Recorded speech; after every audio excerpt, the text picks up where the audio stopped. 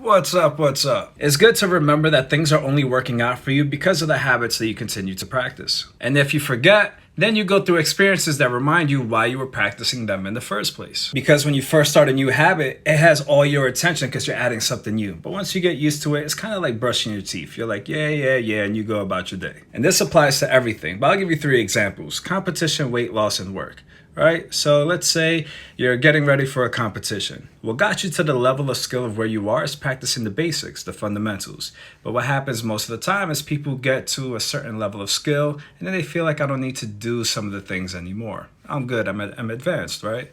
Until the competition day comes, doesn't go their way, and they're like, damn, I should have done this the whole time. Let me pick it back up. Once again, you're reminded.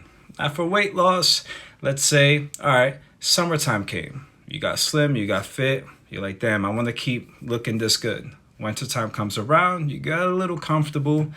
And then summertime comes again, and you're not looking the same way that you did before. And then you start to think, damn, this is why I started this in the first place. And that's for work. Whether it's starting a new job or working for yourself, you want to do your best, so you bring your best. So you make sure to get as much rest as you need. You make sure to, get there early or stay on top of everything that you need to do.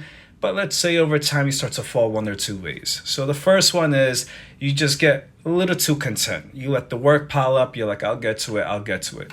But then crunch time starts to come, and now you feel either your job is in jeopardy, you might lose clients, and you're trying to rush to get things done. You're stressing yourself out. Or the other way is you try to grind it out and just, I don't have time to have fun. I don't have time to do this. I got to hit these numbers. I just got to grind until you burn yourself out.